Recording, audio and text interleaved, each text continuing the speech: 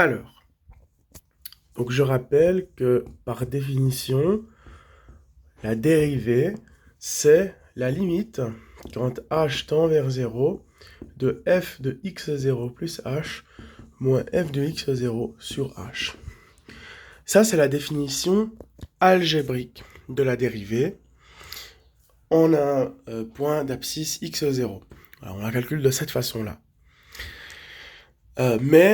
Évidemment, on a vu que ça peut devenir très vite laborieux de calculer la dérivée en usant uniquement de cette méthode-là. Voilà. Donc il existe ce qu'on appelle des théorèmes de dérivation. Théorème de dérivation, un que je vais évoquer ici, qui est très important, c'est lorsqu'on en a affaire à un polynôme, donc une fonction du type x puissance n, avec n un exposant entier, en réalité, on verra qu'on pourra presque étendre la définition à n'importe quelle valeur de n. Mais c'est surtout pour des valeurs de n qui font partie des entiers relatifs. Voilà. La dérivée d'une telle fonction, d'une fonction polynôme, eh bien, c'est n fois x puissance n-1. Alors, on peut démontrer ce théorème de dérivation à l'aide de plusieurs procédés.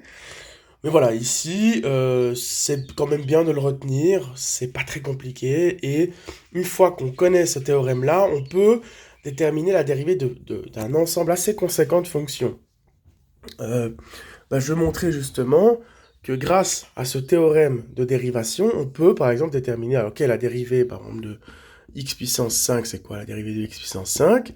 Si on applique le théorème n niveau 5, donc on remarque que le n il va se retrouver en facteur, donc le 5 il va descendre en facteur, et on abaisse de une unité l'exposant, donc c'est-à-dire que là on aura 4. Donc c'est la réponse, c'est 5x puissance 4. Mais on pourrait aussi déterminer la dérivée de 1 sur x. Certaines personnes la prennent par cœur, mais en réalité, bon après à force de le faire, peut-être qu'on s'en souvient, mais dériver 1 sur x finalement, ça ne nécessite pas d'autre théorème de dérivation que celui-ci. Parce que 1 sur x, si on réfléchit bien, c'est quoi ? C'est x puissance moins 1. Dès lors que l'on a réécrit 1 sur x comme étant x puissance moins 1, on peut appliquer le théorème de dérivation suivant, qui s'applique tout autant ici. Donc, on aura moins 1 fois x puissance moins 1 moins 1. Ça nous fait donc moins 1 fois x puissance moins 2. Et on a coutume en général de réécrire le résultat sous une forme qui est semblable à celle de la fonction, c'est-à-dire là sous la forme d'une fraction. Donc déjà, x puissance moins 2, c'est quoi ? Eh bien, c'est 1 sur x carré. Moins 1 fois 1 sur x carré, ça fait moins 1 sur x carré. Et voilà, j'ai trouvé que la dérivée de 1 sur x, c'était moins 1 sur x carré, uniquement en utilisant ce théorème de dérivation. Voilà, donc si on fait le constat que 1 sur x, c'est finalement x puissance moins 1, on peut trouver la dérivée assez facilement. Je vais donner un autre exemple, par exemple 1 sur x au cube. Et essaye de faire de ton côté, de dériver ceci en appliquant le théorème de dérivation suivant. Et je corrige. Donc, 1 sur x au cube, ça revient à écrire x puissance moins 3. Et la dérivée de x puissance moins 3, c'est quoi ? C'est moins 3 fois x puissance moins 4. Donc, moins 3 sur x puissance 4. La dérivée vaut donc moins 3 sur x puissance 4. Voilà.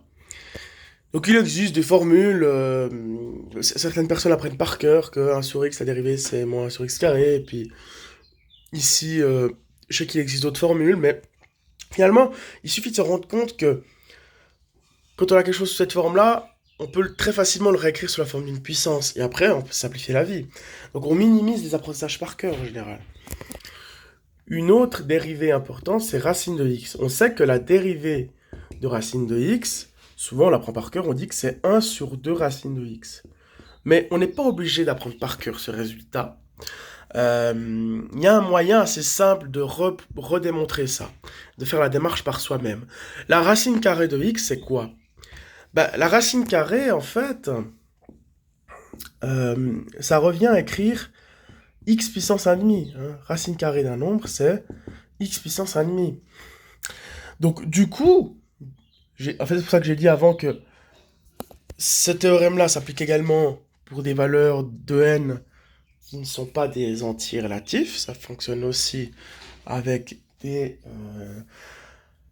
irrationnels, enfin des rationnels. Voilà. Donc, du coup, la dérivée de x puissance 1,5, bah, si on applique le théorème, ça fait 1,5 fois x puissance 1,5 moins 1. 1,5 moins 1, ça fait combien? Bah, ça fait moins 1,5. Donc, ici, si on réécrit ça sous la forme d'une fraction, ça fait 1,5 fois 1 sur x puissance 1,5. Et comme on l'a dit, en général, on a coutume d'écrire le résultat sous une forme similaire à la fonction de départ. Donc, x puissance 1,5, on avait dit que c'était quoi? Racine de x. Donc, ça fait 1,5 fois 1 sur racine de x. Donc, si on multiplie, ça fait 1 sur 2 racine de x. Donc, on retrouve le résultat qu'on avait ici. Voilà. Et une fois qu'on a compris ça, on peut faire la dérivée de n'importe quelle racine. Hein. Si j'ai par exemple racine cinquième de x cube, comment je fais? Hein, comment on fait ça? Bah, déjà, on peut voir les choses comme ça. On a dit que faire la racine, déjà, hein, faire la racine énième d'un nombre, c'est grosso modo faire puissance 1 sur n. Ouais. C'est une propriété qu'il est important de savoir, parce qu'on peut l'appliquer ici. C'est-à-dire que là, finalement, je peux écrire ça comme ça, x au cube à la puissance 1 sur 5. Et x au cube à la puissance 1 sur 5, bah là, j'ai deux puissances, je peux les multiplier. Ça fait donc x puissance 3 sur 5. Et c'est quoi la dérivée de x puissance 3 sur 5? Bah, on fait 3 sur 5 fois x puissance 3 sur 5 moins 1. Ça nous fait donc 3 cinquièmes, on dirait pas que c'est un 3 ici, 3 cinquièmes fois x puissance moins 2 cinquièmes. Donc, ça nous fait 3 cinquièmes fois x puissance, enfin fois 1 sur x puissance 2 cinquièmes. Et donc, ça nous fait 3 cinquièmes fois 1 sur racine carrée, enfin racine cinquième de x carré. Et donc, ça fait 3 sur 5 fois la racine cinquième de x carré. Voilà. Voilà la dérivée. Donc, voilà, je sais qu'il existe des formules pour ce type de fonction, mais finalement, on peut toujours se ramener à ce fameux théorème de dérivation ici. Et donc c'est cool parce que du coup, ça minimise l'apprentissage par cœur. Si j'ai une fonction racine, il suffit de me souvenir que racine cinquième de x au cube, je peux l'écrire comme étant x puissance 3 cinquièmes. Et après, j'applique simplement la formule, je dérive, donc j'applique le théorème et puis j'arrive à un résultat. Il y a un théorème de dérivation qui est très connu, qui dit que la dérivée d'une somme, donc si j'ai une somme de fonctions, par exemple, donc, x carré plus 3x plus 1, bien la dérivée, elle est égale à la somme de chacune des fonctions dérivées. En gros, donc je répète, il y a un théorème de dérivation qui dit que la somme de fonctions, la dérivée de la somme de fonctions, elle est égale à la somme des dérivées de chacune de ces fonctions. Donc c'est facile, je fais simplement u' plus v', la dérivée de u plus la dérivée de v. Voilà. Donc exemple, si j'ai x carré plus 3x plus 1, eh bien la dérivée, ce sera 2x plus 3. Voilà. La dérivée de x carré, c'est 2x, la dérivée de 3x, c'est 3. Voilà. Alors peut-être expliquer quand même, si j'ai une fonction du type a fois x, quelle est la dérivée de a fois x? Certaines personnes retiennent par cœur que c'est a. Alors il y a plusieurs façons de l'expliquer, mais on peut également prouver ceci grâce au théorème de dérivation que l'on a présenté tout à l'heure, qui dit que la dérivée de x puissance n, c'est n fois x puissance n-1. Effectivement, dans ce cas-là, l'exposant vaut 1. Donc, j'ai x puissance 1. Et la dérivée de x puissance 1, c'est quoi?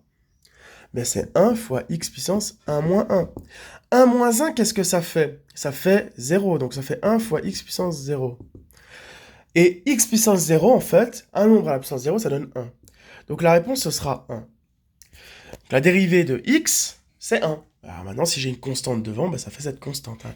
La dérivée d'une constante fois une fonction, c'est la dérivée de la fonction fois la constante. Donc c'est-à-dire que j'ignore la constante, je dérive d'abord la fonction, et ensuite je la laisse. Donc la dérivée de x, c'est 1, mais ça on peut le comprendre grâce au théorème de dérivation suivant également. Voilà. On peut aussi comprendre que la dérivée d'une constante, c'est 0. Eh bien, pourquoi? Parce que une constante, bah, c'est comme x puissance 0, quelque part. La dérivée de x puissance 0, ce serait quoi? Bah, ça fait 0 fois, si on applique le théorème de dérivation, x puissance 0 moins 1, donc moins 1. 0 fois 1 sur x, bah, dans tous les cas, ça fait 0. Donc encore une fois, grâce au même théorème de dérivation suivant, on peut prouver que la dérivée d'une constante, c'est toujours égal à 0. Voilà. Maintenant, on peut le comprendre selon un aspect graphique. Une fonction constante, c'est une fonction qui ressemble à ça. C'est une droite parallèle à l'axe des abscisses. On rappelle que la dérivée, c'est la pente de la tangente, c'est la fonction qui donne la pente de la tangente en chaque point du graphe. Bah, une fonction constante, en tout point du graphe, elle est confondue avec les tangentes. En fait, la fonction constante est la tangente, est sa propre tangente. Et la pente d'une fonction comme celle-ci, donc une fonction une droite horizontale, c'est quoi? Ben, c'est 0. C'est pour ça que la dérivée d'une fonction constante quelconque, ce sera forcément 0. Et qu'est-ce qui fait que la dérivée de 3x c'est 3? De manière générale, que la dérivée de ax c'est a, toujours le coefficient devant. Ben, ça s'explique également de la même façon. Si j'ai une fonction affine, d'ailleurs quelconque, ax plus b, on rappelle la définition de la dérivée. La dérivée, c'est quoi? La dérivée, c'est une fonction qui va associer à chaque point du graphe la pente de la tangente. Une fonction affine, peu importe où on va, elle est sa propre tangente. La tangente et la fonction sont confondues. Et quelle est la pente de cette droite? Ben, elle est toujours la même. Il y a une seule tangente, c'est sa propre tangente, la fonction, et la pente, bah, c'est le coefficient directeur, donc c'est 3, c'est A, AX, ce sera A. Voilà.